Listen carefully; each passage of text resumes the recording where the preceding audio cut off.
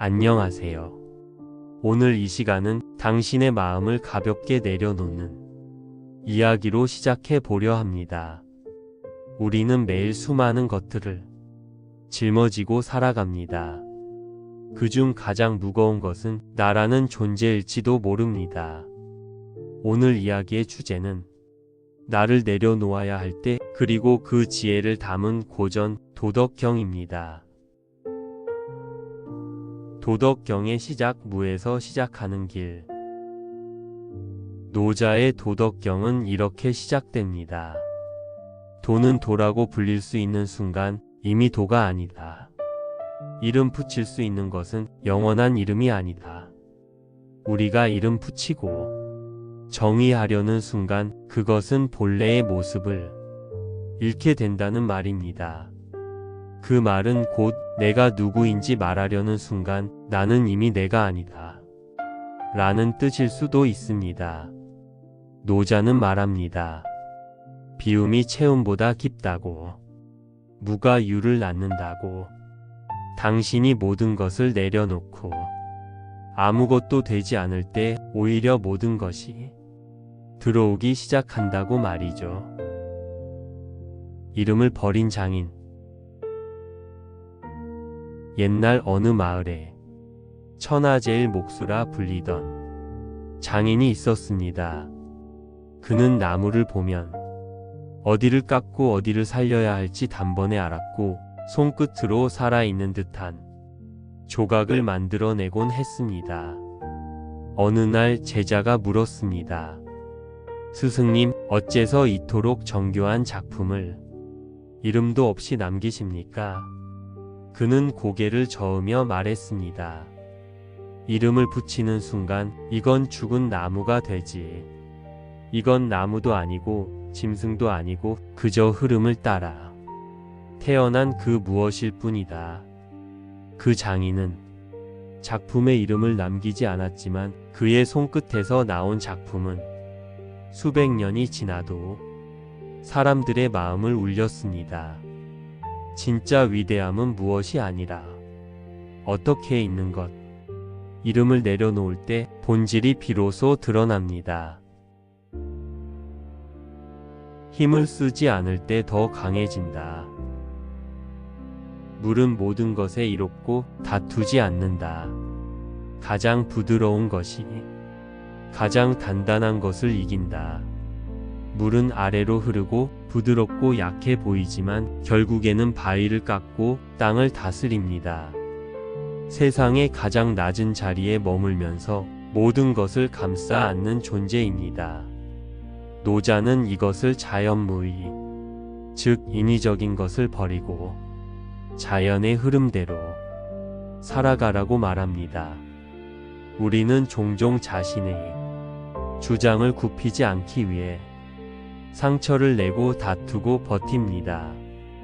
하지만 진정한 강함은 나를 내세우지 않는데 있다고 노자는 말합니다. 두 장군 이야기. 중국 진나라 시대에 두 명의 장군이 전쟁 후 포로로 붙잡혔습니다. 하나는 늘 앞에 나서던 전투광, 다른 하나는 조용히 병사를 챙기던 인물이었습니다. 포로 생활 중에도 앞에 나서던 장군은 화를 내며 저항했고 결국 더 무거운 족쇄를 차게 되었습니다. 반면 말없이 공동 우물을 정비하고 아픈 병사들을 돌보던 조용한 장군은 며칠 후 적국 장수의 인정을 받아 풀려났습니다. 진짜 힘은 소리치며 외치는 것이 아니라 말없이 흐르며 세상을 바꾸는 것이라는 걸 사람들은 그날 처음 깨달았습니다.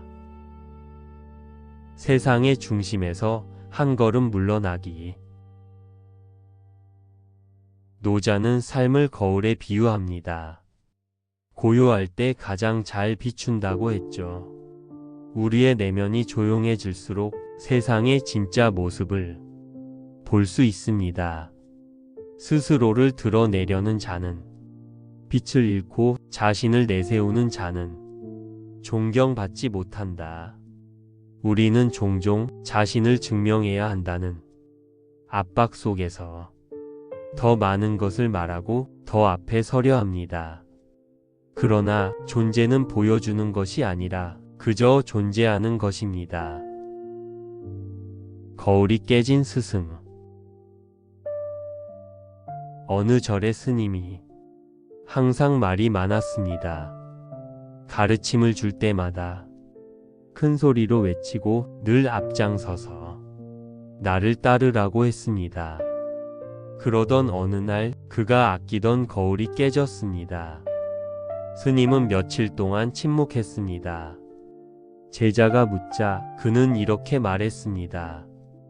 이 거울을 통해 내 마음을 비추는 줄 알았는데 사실은 내가 거울을 통해 남의 시선만 의식하고 있었지. 그 후로 그는 조용히 앉아있는 스승이 되었고 그 고요함 속에서 제자들은 진짜 깨달음을 듣기 시작했습니다. 지혜는 말이 없다. 지혜로운 자는 말이 없고 말이 많은 자는 지혜롭지 않다. 우리는 불안할수록 더 많이 말합니다. 확신이 없을수록 더 강하게 주장합니다. 하지만 진짜 아는 자는 조용합니다. 그의 눈빛과 손끝에서 지혜가 흐르기 때문입니다. 거북이의 지혜. 어느 왕국에 말 잘하는 젊은 총리가 있었습니다. 그는 매일 회의에서 뛰어난 언변으로 왕의 총애를 받았습니다. 그러던 어느 날 늙은 거북이를 궁으로 불러와 지혜란 무엇인가를 묻습니다. 거북이는 아무 말 없이 자신의 등껍질에 물 한 방울을 떨어뜨렸습니다. 그 물방울은 거북이의 등 위를 천천히 흘러내려갔습니다. 이게 무슨 뜻이냐? 젊은 총리가 외쳤지만 왕은 고개를 끄덕이며 말했습니다. 지혜는 서두르지 않고 스스로 흘러가며 제 자리를 찾는 것이다. 그날 이후 총리는 입을 줄이고 귀를 열었습니다.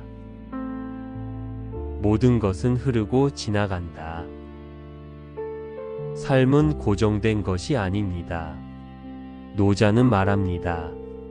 삶은 흐르는 물과 같아서 잡을 수 없다. 욕심, 분노, 비교, 후회. 우리가 붙잡으려는 감정들은 실은 이미 흘러가고 있는 물과 같습니다. 그러니 그 흐름을 막기보다 그저 떠내려가는 잎처럼 흐름에 몸을 맡기세요. 내가 붙들려는 그 욕망이 오히려 당신을 막고 있는지도 모릅니다. 가을잎과 노인. 어느 가을날 노인이 공원 벤치에 앉아 있었습니다.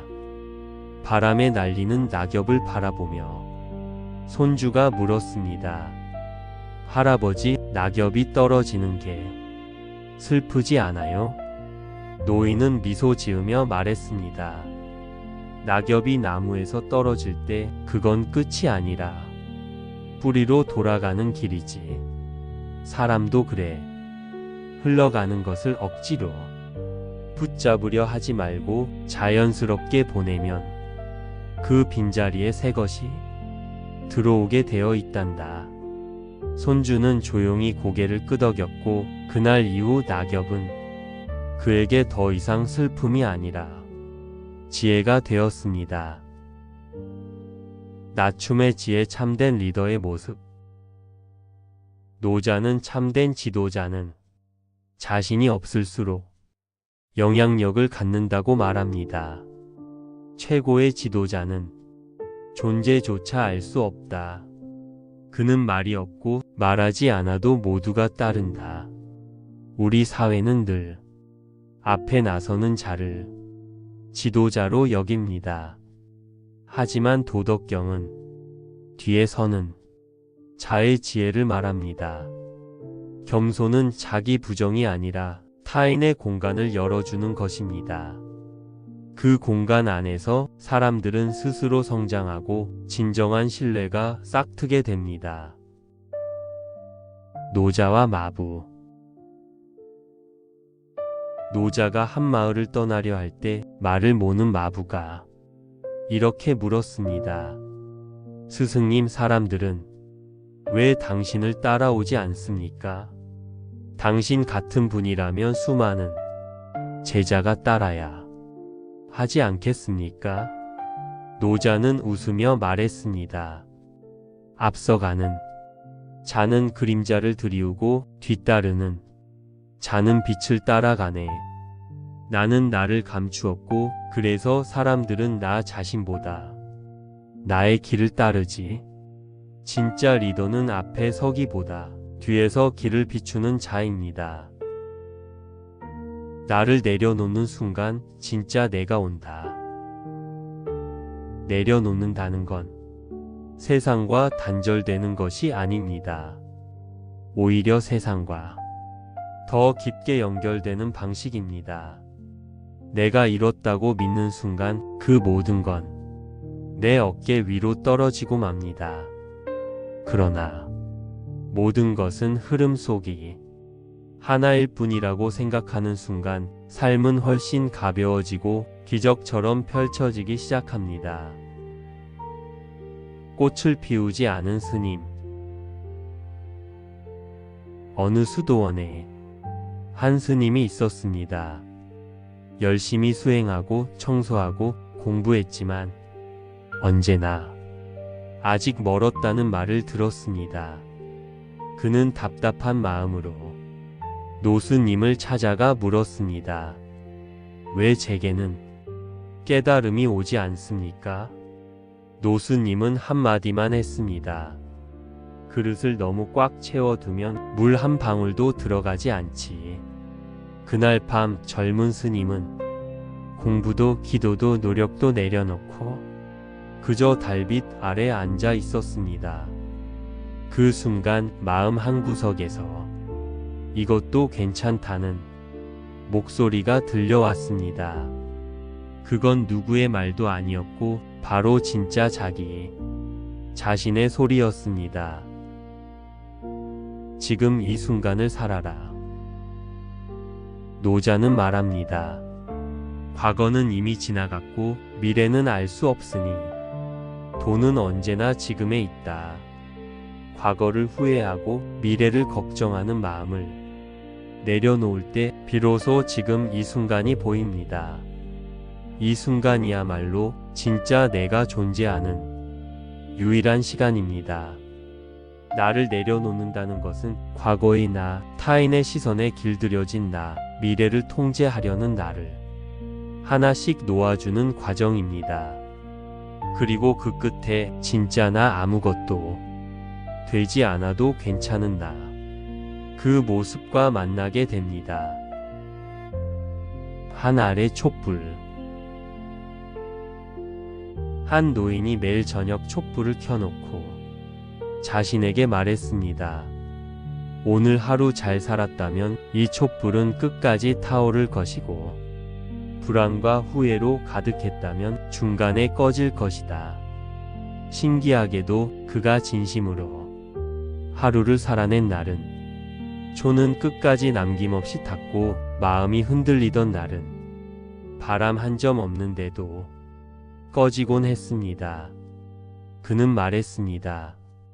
지금 이 순간을 사는 사람만이 진짜 자신을 만날 수 있다. 적게 가질수록 많이 누린다.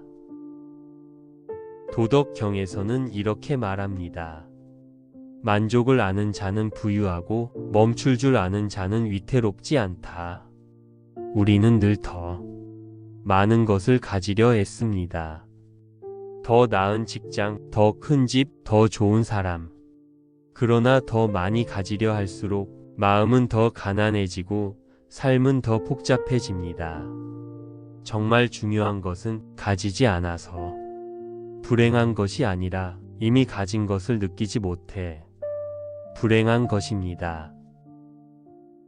빈 주머니와 동전 한 입. 한 거지가 있었습니다. 매일 땅만 보며 동전을 주워 살아가던 그는 사람들의 무시에도 웃음을 잃지 않았습니다. 어느 날 한 장사가 물었습니다. 당신은 가진 것도 없는데 왜 웃는 거요? 그는 주머니를 보여주며 말했습니다. 이 주머니엔 딱 한 잎의 동전이 있어요. 내일 쓸 수 있는 밥값이죠. 그런데 그보다 더 큰 건 이 주머니보다 넓은 내 마음이랍니다. 그 장사는 말문이 막혔고 그날 이후 매일 아침 자신이 가진 것부터 세기 시작했습니다. 억지로 하지 않을 때 일이 이루어진다. 노자는 말합니다. 무의로서 다스리면 백성은 저절로 잘 다스려진다. 우리는 너무 자주 모든 것을 통제하려고 합니다. 사람의 마음도 시간도 결과도. 하지만 억지로 할수록 삶은 자꾸 어긋납니다. 오히려 내려놓고 흐름에 맡길 때 일이 자연스레 풀리기 시작합니다. 새끼 제비를 기다린 소년. 한 소년이 제비 둥지를 발견했습니다. 알이 깨어나기를 기다리던 그는 마음이 조급해졌습니다. 언제 나오지? 너무 오래 걸리자 결국 그는 손가락으로 껍질을 억지로 깼습니다. 그러나 그 새끼 제비는 날지 못한 채 세상을 떠났습니다. 그날 밤 아버지는 아들에게 말했습니다. 모든 생명에는 자신의 때가 있단다. 우리가 해야 할 일은 돕는 게 아니라 기다리는 거야. 소년은 눈을 감고 조용히 둥지를 바라보았습니다. 그리고 다음 해봄 둥지에서 스스로 날아오른 새끼 제비를 조용히 지켜보았습니다. 가장 어리석은 싸움은 비교에서 온다. 도덕경은 말합니다. 스스로를 남과 비교하는 자는 마음의 평화를 잃는다. 비교는 마음을 타인의 손에 넘겨주는 일입니다. 나는 괜찮았는데 남이 더 잘 되었다는 이유로 갑자기 불행해지고 마는 것. 노자는 말합니다. 진정한 평화는 남보다 앞서려는 마음을 내려놓는 데 있다.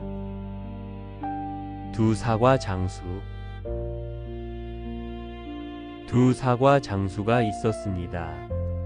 하나는 사과를 곱게 쌓고 조용히 장사를 했고 다른 하나는 시끄럽게 외치며 경쟁자를 흉봤습니다. 외치는 장수는 더 많은 손님을 모았지만 늘 남의 가판대를 신경 쓰며 불안에 떨었고 조용한 장수는 손님이 많진 않았지만 항상 웃으며 한 사람 한 사람을 소중히 대했습니다. 계절이 지나자 동네 사람들은 조용한 장수에게 더 많은 신뢰를 보냈고 그의 사과는 맛있는 사과라는 이름보다 마음 편한 사과로 불리게 되었습니다. 보이지 않는 것이 진짜 힘이다. 노자는 종종 눈에 보이지 않는 것의 중요성을 강조했습니다. 방에 문을 달지만 그 너머 빈 공간만큼 집을 쓸모없게 만든다. 그릇을 만들지만 속이 비었기에 담을 수 있다. 우리는 겉모습, 말, 행동, 결과에만 집중하지만 사실 진짜 중요한 건 그 사이에 존재하는 비어있는 부분입니다. 보이지 않는 신뢰, 말 없는 배려, 드러나지 않은 노력. 그것들이 삶을 지탱합니다. 찻잔을 비운 손님. 한 상인이 유명한 차 장인을 찾아갔습니다. 선생님, 저에게 좋은 차를 추천해 주십시오. 그는 빈잔을 내밀었고 장인은 차를 따르기 시작했습니다. 그러나 잔이 넘쳤는데도 따르는 걸 멈추지 않자 상인은 깜짝 놀라 말했습니다. 선생님, 넘칩니다. 그제야 장인은 손을 멈추며 말했습니다. 당신의 마음이 이 잔처럼 이미 가득 차 있다면 아무리 좋은 차도 들어갈 수 없습니다. 그 상인은 조용히 고개를 숙였습니다. 그리고 차보다 더 깊은 공간의 가르침을 배웠습니다. 나를 아는 자가 진짜 지혜로운 자다. 노자는 이렇게 말했습니다. 남을 아는 자는 지혜롭고 자기를 아는 자는 밝다. 세상을 아는 것은 중요합니다.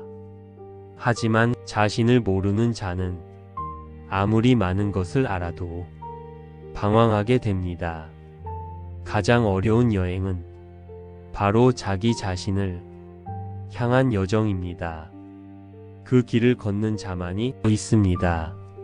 세 개의 거울. 한 왕이 세 개의 거울을 만들게 했습니다. 하나는 금으로, 하나는 은으로, 하나는 맑은 물로. 금거울은 그를 화려하게 비췄고 은거울은 그의 위엄을 강조했지만 맑은 물거울 앞에 섰을 때 왕은 자신의 지친 눈과 주름을 보았습니다. 이게 진짜 나인가? 그는 혼잣말을 했습니다. 그날 이후 그는 매일 아침 맑은 물그릇 앞에 앉아 자신을 바라보며 다짐했습니다. 나는 오늘도 나를 먼저 들여다보겠다. 오늘 이야기 어떻게 들으셨나요? 나를 내려놓아야 할 때는 삶을 포기하라는 말이 아닙니다. 오히려 가장 소중한 나를 회복하는 길입니다. 노자는 우리에게 말합니다. 비움은 곧 체험이고 무의는 곧 자연이며 내려놓음은 곧 자유다. 잠시 눈을 감고 당신의 삶에서 너무 꼭 쥐고 있던 것을 하나, 둘 내려놓아 보세요. 그 안에 새로운 바람이 불어올지도 모릅니다. 안녕하세요. 오늘 이 시간은 당신의 마음을 가볍게 내려놓는 이야기로 시작해 보려 합니다. 우리는 매일 수많은 것들을 짊어지고 살아갑니다. 그중 가장 무거운 것은 나라는 존재일지도 모릅니다. 오늘 이야기의 주제는 나를 내려놓아야 할 때 그리고 그 지혜를 담은 고전 도덕경입니다. 도덕경의 시작 무에서 시작하는 길. 노자의 도덕경은 이렇게 시작됩니다. 도는 도라고 불릴 수 있는 순간 이미 도가 아니다. 이름 붙일 수 있는 것은 영원한 이름이 아니다. 우리가 이름 붙이고 정의하려는 순간 그것은 본래의 모습을 잃게 된다는 말입니다. 그 말은 곧 내가 누구인지 말하려는 순간 나는 이미 내가 아니다. 라는 뜻일 수도 있습니다. 노자는 말합니다. 비움이 체험보다 깊다고. 무가 유를 낳는다고. 당신이 모든 것을 내려놓고 아무것도 되지 않을 때 오히려 모든 것이 들어오기 시작한다고 말이죠. 이름을 버린 장인. 옛날 어느 마을에 천하제일 목수라 불리던 장인이 있었습니다. 그는 나무를 보면 어디를 깎고 어디를 살려야 할지 단번에 알았고 손끝으로 살아있는 듯한 조각을 만들어내곤 했습니다. 어느 날 제자가 물었습니다. 스승님, 어째서 이토록 정교한 작품을 이름도 없이 남기십니까? 그는 고개를 저으며 말했습니다. 이름을 붙이는 순간 이건 죽은 나무가 되지. 이건 나무도 아니고 짐승도 아니고 그저 흐름을 따라 태어난 그 무엇일 뿐이다. 그 장인은 작품의 이름을 남기지 않았지만 그의 손끝에서 나온 작품은 수백 년이 지나도 사람들의 마음을 울렸습니다.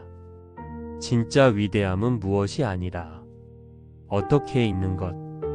이름을 내려놓을 때 본질이 비로소 드러납니다. 힘을 쓰지 않을 때 더 강해진다. 물은 모든 것에 이롭고 다투지 않는다. 가장 부드러운 것이 가장 단단한 것을 이긴다. 물은 아래로 흐르고 부드럽고 약해 보이지만 결국에는 바위를 깎고 땅을 다스립니다. 세상의 가장 낮은 자리에 머물면서 모든 것을 감싸 안는 존재입니다. 노자는 이것을 자연무의, 즉 인위적인 것을 버리고 자연의 흐름대로 살아가라고 말합니다. 우리는 종종 자신의 주장을 굽히지 않기 위해 상처를 내고 다투고 버팁니다. 하지만 진정한 강함은 나를 내세우지 않는데 있다고 노자는 말합니다. 두 장군 이야기. 중국 진나라 시대에 두 명의 장군이 전쟁 후 포로로 붙잡혔습니다. 하나는 늘 앞에 나서던 전투광, 다른 하나는 조용히 병사를 챙기던 인물이었습니다. 포로 생활 중에도 앞에 나서던 장군은 화를 내며 저항했고 결국 더 무거운 족쇄를 차게 되었습니다. 반면 말없이 공동 우물을 정비하고 아픈 병사들을 돌보던 조용한 장군은 며칠 후 적국 장수의 인정을 받아 풀려났습니다. 진짜 힘은 소리치며 외치는 것이 아니라 말없이 흐르며 세상을 바꾸는 것이라는 걸 사람들은 그날 처음 깨달았습니다. 세상의 중심에서 한 걸음 물러나기. 노자는 삶을 거울에 비유합니다. 고요할 때 가장 잘 비춘다고 했죠. 우리의 내면이 조용해질수록 세상의 진짜 모습을 볼 수 있습니다. 스스로를 드러내려는 자는 빛을 잃고 자신을 내세우는 자는 존경받지 못한다. 우리는 종종 자신을 증명해야 한다는 압박 속에서 더 많은 것을 말하고 더 앞에 서려 합니다. 그러나 존재는 보여주는 것이 아니라 그저 존재하는 것입니다. 거울이 깨진 스승. 어느 절의 스님이 항상 말이 많았습니다. 가르침을 줄 때마다 큰 소리로 외치고 늘 앞장서서 나를 따르라고 했습니다. 그러던 어느 날 그가 아끼던 거울이 깨졌습니다. 스님은 며칠 동안 침묵했습니다. 제자가 묻자 그는 이렇게 말했습니다. 이 거울을 통해 내 마음을 비추는 줄 알았는데 사실은 내가 거울을 통해 남의 시선만 의식하고 있었지.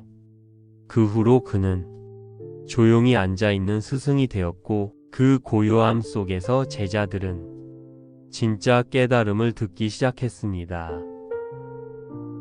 지혜는 말이 없다. 지혜로운 자는 말이 없고 말이 많은 자는 지혜롭지 않다. 우리는 불안할수록 더 많이 말합니다. 확신이 없을수록 더 강하게 주장합니다. 하지만 진짜 아는 자는 조용합니다. 그의 눈빛과 손끝에서 지혜가 흐르기 때문입니다. 거북이의 지혜. 어느 왕국의 말 잘하는 젊은 총리가 있었습니다. 그는 매일 회의에서 뛰어난 언변으로 왕의 총애를 받았습니다. 그러던 어느 날 늙은 거북이를 궁으로 불러와 지혜란 무엇인가를 묻습니다. 거북이는 아무 말 없이 자신의 등껍질에 물 한 방울을 떨어뜨렸습니다. 그 물방울은 거북이의 등 위를 천천히 흘러 내려갔습니다. 이게 무슨 뜻이냐? 젊은 총리가 외쳤지만 왕은 고개를 끄덕이며 말했습니다. 지혜는 서두르지 않고 스스로 흘러가며 제 자리를 찾는 것이다. 그날 이후 총리는 입을 줄이고 귀를 열었습니다.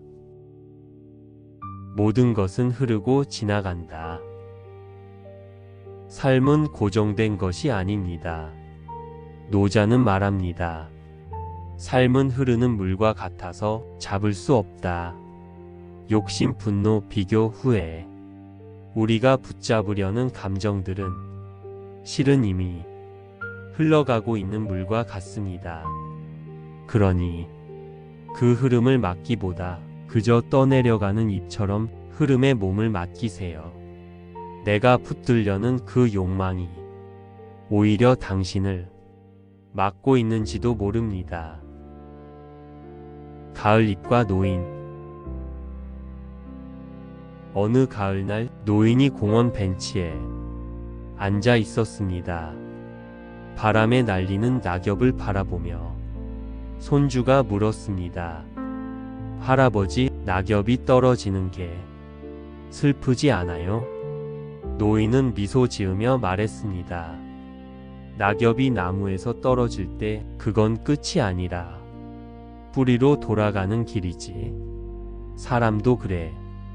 흘러가는 것을 억지로 붙잡으려 하지 말고 자연스럽게 보내면 그 빈자리에 새 것이 들어오게 되어 있단다. 손주는 조용히 고개를 끄덕였고 그날 이후 낙엽은 그에게 더 이상 슬픔이 아니라 지혜가 되었습니다. 낮춤의 지혜, 참된 리더의 모습. 노자는 참된 지도자는 자신이 없을수록 영향력을 갖는다고 말합니다. 최고의 지도자는 존재조차 알 수 없다. 그는 말이 없고 말하지 않아도 모두가 따른다. 우리 사회는 늘 앞에 나서는 자를 지도자로 여깁니다. 하지만 도덕경은 뒤에 서는 자의 지혜를 말합니다. 겸손은 자기 부정이 아니라 타인의 공간을 열어주는 것입니다. 그 공간 안에서 사람들은 스스로 성장하고 진정한 신뢰가 싹트게 됩니다. 노자와 마부. 노자가 한 마을을 떠나려 할 때 말을 모는 마부가 이렇게 물었습니다. 스승님, 사람들은 왜 당신을 따라오지 않습니까? 당신 같은 분이라면 수많은 제자가 따라야 하지 않겠습니까? 노자는 웃으며 말했습니다. 앞서가는 자는 그림자를 드리우고 뒤따르는 자는 빛을 따라가네. 나는 나를 감추었고 그래서 사람들은 나 자신보다 나의 길을 따르지. 진짜 리더는 앞에 서기보다 뒤에서 길을 비추는 자입니다. 나를 내려놓는 순간 진짜 내가 온다. 내려놓는다는 건 세상과 단절되는 것이 아닙니다. 오히려 세상과 더 깊게 연결되는 방식입니다. 내가 이뤘다고 믿는 순간 그 모든 건 내 어깨 위로 떨어지고 맙니다. 그러나 모든 것은 흐름 속이 하나일 뿐이라고 생각하는 순간 삶은 훨씬 가벼워지고 기적처럼 펼쳐지기 시작합니다. 꽃을 피우지 않은 스님. 어느 수도원에 한 스님이 있었습니다. 열심히 수행하고 청소하고 공부했지만 언제나 아직 멀었다는 말을 들었습니다. 그는 답답한 마음으로 노스님을 찾아가 물었습니다. 왜 제게는 깨달음이 오지 않습니까? 노스님은 한마디만 했습니다. 그릇을 너무 꽉 채워두면 물 한 방울도 들어가지 않지. 그날 밤 젊은 스님은 공부도 기도도 노력도 내려놓고 그저 달빛 아래 앉아 있었습니다. 그 순간 마음 한구석에서 이것도 괜찮다는 목소리가 들려왔습니다. 그건 누구의 말도 아니었고 바로 진짜 자기 자신의 소리였습니다. 지금 이 순간을 살아라. 노자는 말합니다. 과거는 이미 지나갔고 미래는 알 수 없으니 돈은 언제나 지금에 있다. 과거를 후회하고 미래를 걱정하는 마음을 내려놓을 때 비로소 지금 이 순간이 보입니다. 이 순간이야말로 진짜 내가 존재하는 유일한 시간입니다. 나를 내려놓는다는 것은 과거의 나, 타인의 시선에 길들여진 나, 미래를 통제하려는 나를 하나씩 놓아주는 과정입니다. 그리고 그 끝에 진짜 나 아무것도 되지 않아도 괜찮은 나, 그 모습과 만나게 됩니다. 한 알의 촛불. 한 노인이 매일 저녁 촛불을 켜놓고 자신에게 말했습니다. 오늘 하루 잘 살았다면 이 촛불은 끝까지 타오를 것이고 불안과 후회로 가득했다면 중간에 꺼질 것이다. 신기하게도 그가 진심으로 하루를 살아낸 날은 초는 끝까지 남김없이 탔고 마음이 흔들리던 날은 바람 한 점 없는데도 꺼지곤 했습니다. 그는 말했습니다. 지금 이 순간을 사는 사람만이 진짜 자신을 만날 수 있다. 적게 가질수록 많이 누린다. 도덕경에서는 이렇게 말합니다. 만족을 아는 자는 부유하고 멈출 줄 아는 자는 위태롭지 않다. 우리는 늘 더 많은 것을 가지려 애씁니다. 더 나은 직장, 더 큰 집, 더 좋은 사람. 그러나 더 많이 가지려 할수록 마음은 더 가난해지고 삶은 더 복잡해집니다. 정말 중요한 것은 가지지 않아서 불행한 것이 아니라 이미 가진 것을 느끼지 못해 불행한 것입니다. 빈 주머니와 동전 한 입. 한 거지가 있었습니다. 매일 땅만 보며 동전을 주워 살아가던 그는 사람들의 무시에도 웃음을 잃지 않았습니다. 어느 날 한 장사가 물었습니다. 당신은 가진 것도 없는데 왜 웃는 거요? 그는 주머니를 보여주며 말했습니다. 이 주머니엔 딱 한 잎의 동전이 있어요. 내일 쓸 수 있는 밥값이죠. 그런데 그보다 더 큰 건 이 주머니보다 넓은 내 마음이랍니다. 그 장사는 말문이 막혔고 그날 이후 매일 아침 자신이 가진 것부터 세기 시작했습니다. 억지로 하지 않을 때 일이 이루어진다. 노자는 말합니다. 무의로서 다스리면 백성은 저절로 잘 다스려진다.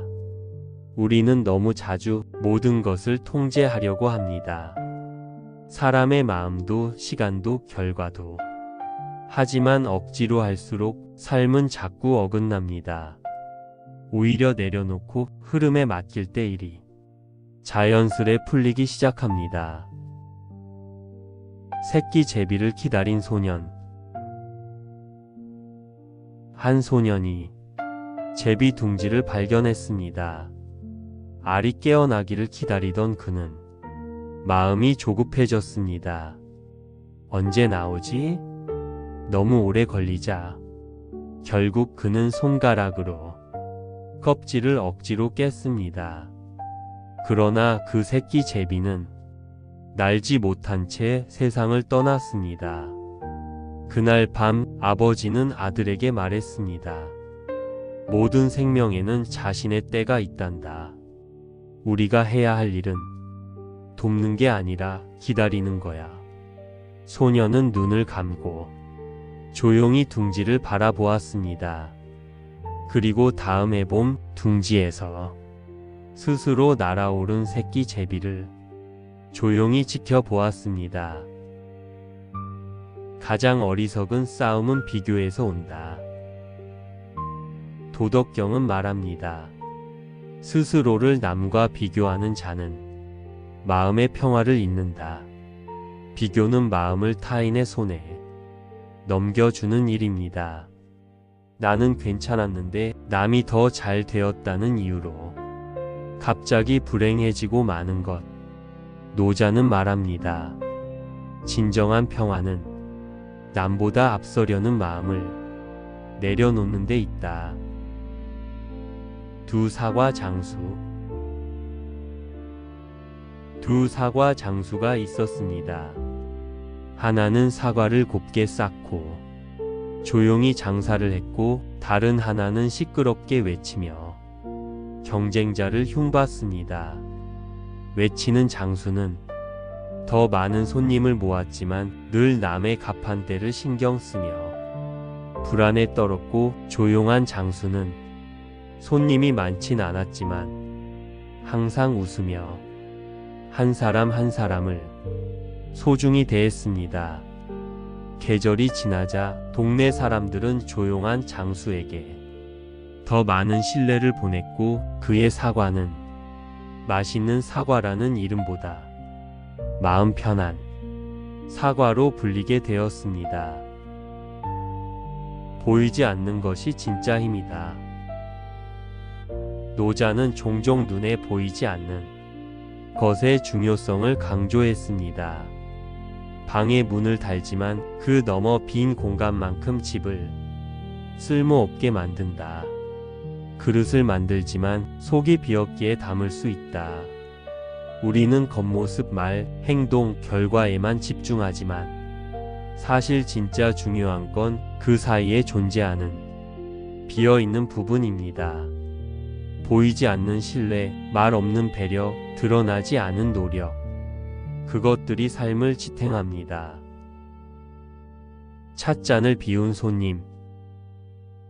한 상인이 유명한 차 장인을 찾아갔습니다. 선생님, 저에게 좋은 차를 추천해 주십시오. 그는 빈잔을 내밀었고 장인은 차를 따르기 시작했습니다. 그러나 잔이 넘쳤는데도 따르는 걸 멈추지 않자 상인은 깜짝 놀라 말했습니다. 선생님, 넘칩니다. 그제야 장인은 손을 멈추며 말했습니다. 당신의 마음이 이 잔처럼 이미 가득 차 있다면 아무리 좋은 차도 들어갈 수 없습니다. 그 상인은 조용히 고개를 숙였습니다. 그리고 차보다 더 깊은 공간의 가르침을 배웠습니다. 나를 아는 자가 진짜 지혜로운 자다. 노자는 이렇게 말했습니다. 남을 아는 자는 지혜롭고 자기를 아는 자는 밝다. 세상을 아는 것은 중요합니다. 하지만 자신을 모르는 자는 아무리 많은 것을 알아도 방황하게 됩니다. 가장 어려운 여행은 바로 자기 자신을 향한 여정입니다. 그 길을 걷는 자만이 있습니다. 세계의 거울. 한 왕이 세 개의 거울을 만들게 했습니다. 하나는 금으로, 하나는 은으로, 하나는 맑은 물로. 금거울은 그를 화려하게 비췄고 은거울은 그의 위엄을 강조했지만 맑은 물거울 앞에 섰을 때 왕은 자신의 지친 눈과 주름을 보았습니다. 이게 진짜 나인가? 그는 혼잣말을 했습니다. 그날 이후 그는 매일 아침 맑은 물그릇 앞에 앉아 자신을 바라보며 다짐했습니다. 나는 오늘도 나를 먼저 들여다보겠다. 오늘 이야기 어떻게 들으셨나요? 나를 내려놓아야 할 때는 삶을 포기하라는 말이 아닙니다. 오히려 가장 소중한 나를 회복하는 길입니다. 노자는 우리에게 말합니다. 비움은 곧 채움이고 무의는 곧 자연이며 내려놓음은 곧 자유다. 잠시 눈을 감고 당신의 삶에서 너무 꼭 쥐고 있던 것을 하나, 둘 내려놓아 보세요. 그 안에 새로운 바람이 불어올지도 모릅니다. 안녕하세요. 오늘 이 시간은 당신의 마음을 가볍게 내려놓는 이야기로 시작해 보려 합니다. 우리는 매일 수많은 것들을 짊어지고 살아갑니다. 그중 가장 무거운 것은 나라는 존재일지도 모릅니다. 오늘 이야기의 주제는 나를 내려놓아야 할 때, 그리고 그 지혜를 담은 고전 도덕경입니다. 도덕경의 시작, 무에서 시작하는 길. 노자의 도덕경은 이렇게 시작됩니다. 도는 도라고 불릴 수 있는 순간 이미 도가 아니다. 이름 붙일 수 있는 것은 영원한 이름이 아니다. 우리가 이름 붙이고 정의하려는 순간 그것은 본래의 모습을 잃게 된다는 말입니다. 그 말은 곧 내가 누구인지 말하려는 순간 나는 이미 내가 아니다 라는 뜻일 수도 있습니다. 노자는 말합니다. 비움이 채움보다 깊다고, 무가 유를 낳는다고. 당신이 모든 것을 내려놓고 아무것도 되지 않을 때 오히려 모든 것이 들어오기 시작한다고 말이죠. 이름을 버린 장인. 옛날 어느 마을에 천하제일 목수라 불리던 장인이 있었습니다. 그는 나무를 보면 어디를 깎고 어디를 살려야 할지 단번에 알았고 손끝으로 살아있는 듯한 조각을 만들어내곤 했습니다. 어느 날 제자가 물었습니다. 스승님, 어째서 이토록 정교한 작품을 이름도 없이 남기십니까? 그는 고개를 저으며 말했습니다. 이름을 붙이는 순간 이건 죽은 나무가 되지. 이건 나무도 아니고 짐승도 아니고 그저 흐름을 따라 태어난 그 무엇일 뿐이다. 그 장인은 작품의 이름을 남기지 않았지만 그의 손끝에서 나온 작품은 수백 년이 지나도 사람들의 마음을 울렸습니다. 진짜 위대함은 무엇이 아니라 어떻게 있는 것. 이름을 내려놓을 때 본질이 비로소 드러납니다. 힘을 쓰지 않을 때 더 강해진다. 물은 모든 것에 이롭고 다투지 않는다. 가장 부드러운 것이 가장 단단한 것을 이긴다. 물은 아래로 흐르고 부드럽고 약해 보이지만 결국에는 바위를 깎고 땅을 다스립니다. 세상의 가장 낮은 자리에 머물면서 모든 것을 감싸 안는 존재입니다. 노자는 이것을 자연무의, 즉 인위적인 것을 버리고 자연의 흐름대로 살아가라고 말합니다. 우리는 종종 자신의 주장을 굽히지 않기 위해 상처를 내고 다투고 버팁니다. 하지만 진정한 강함은 나를 내세우지 않는 데 있다고 노자는 말합니다. 두 장군 이야기. 중국 진나라 시대에 두 명의 장군이 전쟁 후 포로로 붙잡혔습니다. 하나는 늘 앞에 나서던 전투광, 다른 하나는 조용히 병사를 챙기던 인물이었습니다. 포로 생활 중에도 앞에 나서던 장군은 화를 내며 저항했고 결국 더 무거운 족쇄를 차게 되었습니다. 반면 말없이 공동 우물을 정비하고 아픈 병사들을 돌보던 조용한 장군은 며칠 후 적국 장수의 인정을 받아 풀려났습니다. 진짜 힘은 소리치며 외치는 것이 아니라 말없이 흐르며 세상을 바꾸는 것이라는 걸 사람들은 그날 처음 깨달았습니다. 세상의 중심에서 한 걸음 물러나기. 노자는 삶을 거울에 비유합니다. 고요할 때 가장 잘 비춘다고 했죠. 우리의 내면이 조용해질수록 세상의 진짜 모습을 볼 수 있습니다. 스스로를 드러내려는 자는 빛을 잃고 자신을 내세우는 자는 존경받지 못한다. 우리는 종종 자신을 증명해야 한다는 압박 속에서 더 많은 것을 말하고 더 앞에 서려 합니다. 그러나 존재는 보여주는 것이 아니라 그저 존재하는 것입니다. 거울이 깨진 스승. 어느 절의 스님이 항상 말이 많았습니다. 가르침을 줄 때마다 큰 소리로 외치고 늘 앞장서서 나를 따르라고 했습니다. 그러던 어느 날 그가 아끼던 거울이 깨졌습니다.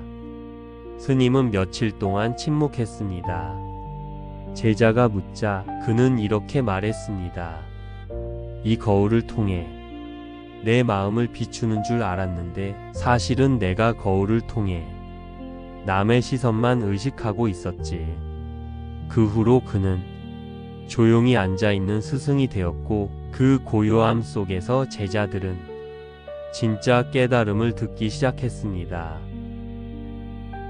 지혜는 말이 없다. 지혜로운 자는 말이 없고 말이 많은 자는 지혜롭지 않다. 우리는 불안할수록 더 많이 말합니다. 확신이 없을수록 더 강하게 주장합니다. 하지만 진짜 아는 자는 조용합니다. 그의 눈빛과 손끝에서 지혜가 흐르기 때문입니다. 거북이의 지혜. 어느 왕국에 말 잘하는 젊은 총리가 있었습니다. 그는 매일 회의에서 뛰어난 언변으로 왕의 총애를 받았습니다. 그러던 어느 날 늙은 거북이를 궁으로 불러와 지혜란 무엇인가를 묻습니다. 거북이는 아무 말 없이 자신의 등껍질에 물 한 방울을 떨어뜨렸습니다. 그 물방울은 거북이의 등 위를 천천히 흘러내려갔습니다. 이게 무슨 뜻이냐? 젊은 총리가 외쳤지만 왕은 고개를 끄덕이며 말했습니다. 지혜는 서두르지 않고 스스로 흘러가며 제 자리를 찾는 것이다. 그날 이후 총리는 입을 줄이고 귀를 열었습니다. 모든 것은 흐르고 지나간다. 삶은 고정된 것이 아닙니다. 노자는 말합니다. 삶은 흐르는 물과 같아서 잡을 수 없다. 욕심, 분노, 비교, 후회. 우리가 붙잡으려는 감정들은 실은 이미 흘러가고 있는 물과 같습니다. 그러니 그 흐름을 막기보다 그저 떠내려가는 잎처럼 흐름에 몸을 맡기세요. 내가 붙들려는 그 욕망이 오히려 당신을 막고 있는지도 모릅니다. 가을잎과 노인. 어느 가을날 노인이 공원 벤치에 앉아 있었습니다. 바람에 날리는 낙엽을 바라보며 손주가 물었습니다. 할아버지, 낙엽이 떨어지는 게 슬프지 않아요? 노인은 미소 지으며 말했습니다. 낙엽이 나무에서 떨어질 때 그건 끝이 아니라 뿌리로 돌아가는 길이지. 사람도 그래. 흘러가는 것을 억지로 붙잡으려 하지 말고 자연스럽게 보내면 그 빈자리에 새 것이 들어오게 되어 있단다. 손주는 조용히 고개를 끄덕였고 그날 이후 낙엽은 그에게 더 이상 슬픔이 아니라 지혜가 되었습니다. 낮춤의 지혜, 참된 리더의 모습. 노자는 참된 지도자는 자신이 없을수록 영향력을 갖는다고 말합니다. 최고의 지도자는 존재조차 알 수 없다. 그는 말이 없고 말하지 않아도 모두가 따른다. 우리 사회는 늘 앞에 나서는 자를 지도자로 여깁니다. 하지만 도덕경은 뒤에 서는 자의 지혜를 말합니다. 겸손은 자기 부정이 아니라 타인의 공간을 열어주는 것입니다. 그 공간 안에서 사람들은 스스로 성장하고 진정한 신뢰가 싹트게 됩니다.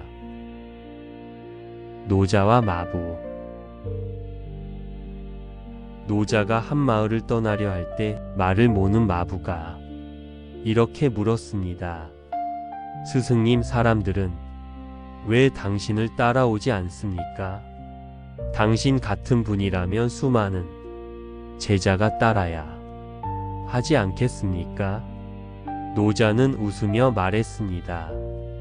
앞서가는 자는 그림자를 들이우고 뒤따르는 자는 빛을 따라가네.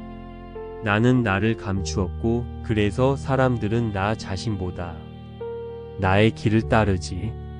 진짜 리더는 앞에 서기보다 뒤에서 길을 비추는 자입니다.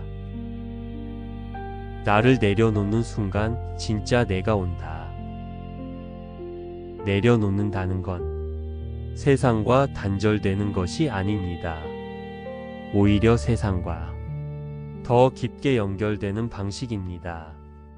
내가 이뤘다고 믿는 순간 그 모든 건 내 어깨 위로 떨어지고 맙니다.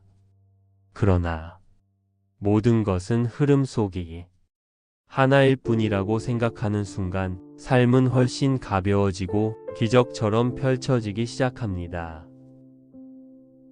꽃을 피우지 않은 스님.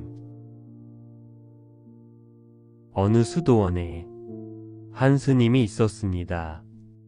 열심히 수행하고 청소하고 공부했지만 언제나 아직 멀었다는 말을 들었습니다. 그는 답답한 마음으로 노스님을 찾아가 물었습니다. 왜 제게는 깨달음이 오지 않습니까? 노스님은 한마디만 했습니다. 그릇을 너무 꽉 채워두면 물 한 방울도 들어가지 않지. 그날 밤 젊은 스님은 공부도 기도도 노력도 내려놓고 그저 달빛 아래 앉아 있었습니다. 그 순간 마음 한구석에서 이것도 괜찮다는 목소리가 들려왔습니다. 그건 누구의 말도 아니었고 바로 진짜 자기 자신의 소리였습니다. 지금 이 순간을 살아라. 노자는 말합니다. 과거는 이미 지나갔고 미래는 알 수 없으니 돈은 언제나 지금에 있다. 과거를 후회하고 미래를 걱정하는 마음을 내려놓을 때 비로소 지금 이 순간이 보입니다. 이 순간이야말로 진짜 내가 존재하는 유일한 시간입니다. 나를 내려놓는다는 것은 과거의 나, 타인의 시선에 길들여진 나, 미래를 통제하려는 나를 하나씩 놓아주는 과정입니다. 그리고 그 끝에 진짜 나, 아무것도 되지 않아도 괜찮은 나, 그 모습과 만나게 됩니다. 한 알의 촛불. 한 노인이 매일 저녁 촛불을 켜놓고 자신에게 말했습니다. 오늘 하루 잘 살았다면 이 촛불은 끝까지 타오를 것이고 불안과 후회로 가득했다면 중간에 꺼질 것이다. 신기하게도 그가 진심으로 하루를 살아낸 날은 초는 끝까지 남김없이 탔고 마음이 흔들리던 날은 바람 한 점 없는데도 꺼지곤 했습니다. 그는 말했습니다. 지금 이 순간을 사는 사람만이 진짜 자신을 만날 수 있다. 적게 가질수록 많이 누린다. 도덕경에서는 이렇게 말합니다. 만족을 아는 자는 부유하고 멈출 줄 아는 자는 위태롭지 않다. 우리는 늘 더 많은 것을 가지려 애씁니다. 더 나은 직장, 더 큰 집, 더 좋은 사람. 그러나 더 많이 가지려 할수록 마음은 더 가난해지고 삶은 더 복잡해집니다. 정말 중요한 것은 가지지 않아서 불행한 것이 아니라 이미 가진 것을 느끼지 못해 불행한 것입니다. 빈 주머니와 동전 한 입. 한 거지가 있었습니다. 매일 땅만 보며 동전을 주워 살아가던 그는 사람들의 무시에도 웃음을 잃지 않았습니다. 어느 날 한 장사가 물었습니다. 당신은 가진 것도 없는데 왜 웃는 거요? 그는 주머니를 보여주며 말했습니다. 이 주머니엔 딱 한 잎의 동전이 있어요. 내일 쓸 수 있는 밥값이죠. 그런데 그보다 더 큰 건 이 주머니보다 넓은 내 마음이랍니다. 그 장사는 말문이 막혔고 그날 이후 매일 아침 자신이 가진 것부터 세기 시작했습니다. 억지로 하지 않을 때 일이 이루어진다. 노자는 말합니다. 무의로서 다스리면 백성은 저절로 잘 다스려진다. 우리는 너무 자주 모든 것을 통제하려고 합니다. 사람의 마음도 시간도 결과도. 하지만 억지로 할수록 삶은 자꾸 어긋납니다. 오히려 내려놓고 흐름에 맡길 때 일이 자연스레 풀리기 시작합니다. 새끼 제비를 기다린 소년. 한 소년이 제비 둥지를 발견했습니다. 알이 깨어나기를 기다리던 그는 마음이 조급해졌습니다. 언제 나오지? 너무 오래 걸리자. 결국 그는 손가락으로 껍질을 억지로 깼습니다. 그러나 그 새끼 제비는 날지 못한 채 세상을 떠났습니다. 그날 밤 아버지는 아들에게 말했습니다. 모든 생명에는 자신의 때가 있단다. 우리가 해야 할 일은 돕는 게 아니라 기다리는 거야. 소년은 눈을 감고 조용히 둥지를 바라보았습니다.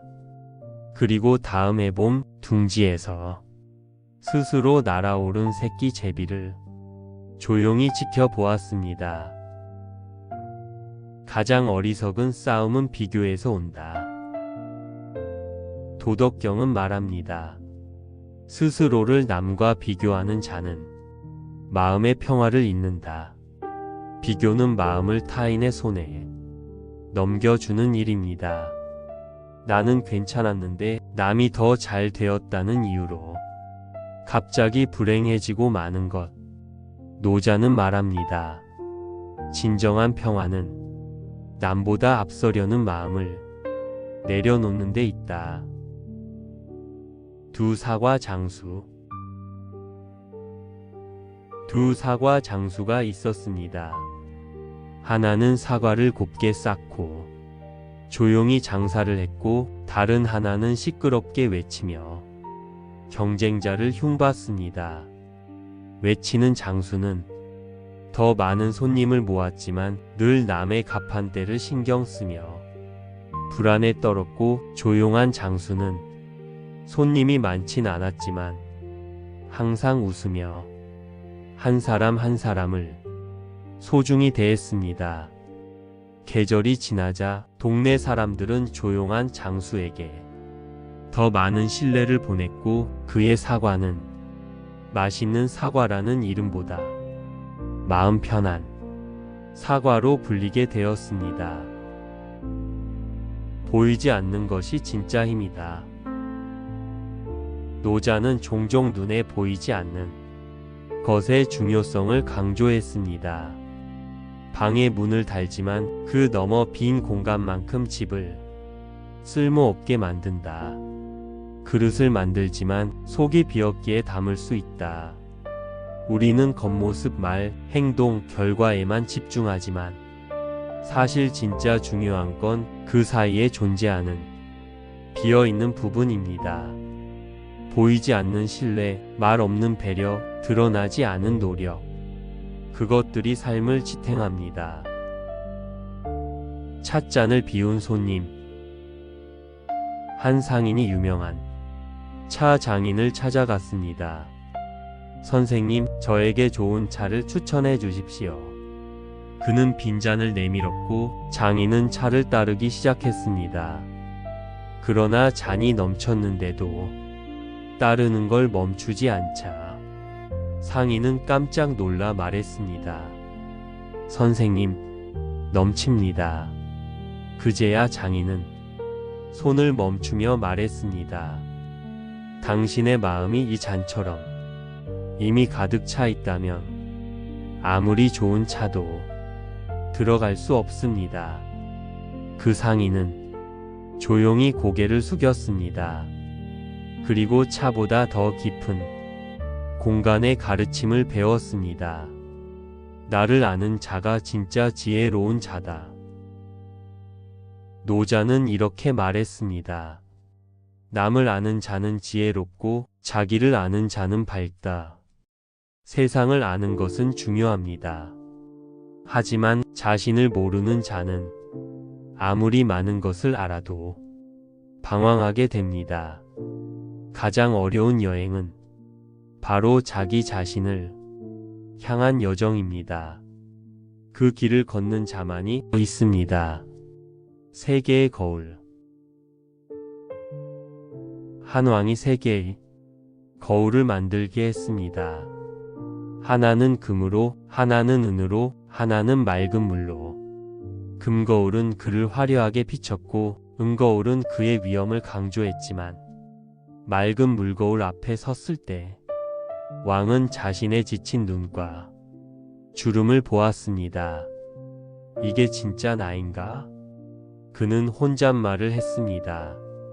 그날 이후 그는 매일 아침 맑은 물그릇 앞에 앉아 자신을 바라보며 다짐했습니다. 나는 오늘도 나를 먼저 들여다보겠다. 오늘 이야기 어떻게 들으셨나요? 나를 내려놓아야 할 때는 삶을 포기하라는 말이 아닙니다. 오히려 가장 소중한 나를 회복하는 길입니다. 노자는 우리에게 말합니다. 비움은 곧 체험이고 무의는 곧 자연이며 내려놓음은 곧 자유다. 잠시 눈을 감고 당신의 삶에서 너무 꼭 쥐고 있던 것을 하나, 둘 내려놓아 보세요. 그 안에 새로운 바람이 불어올지도 모릅니다.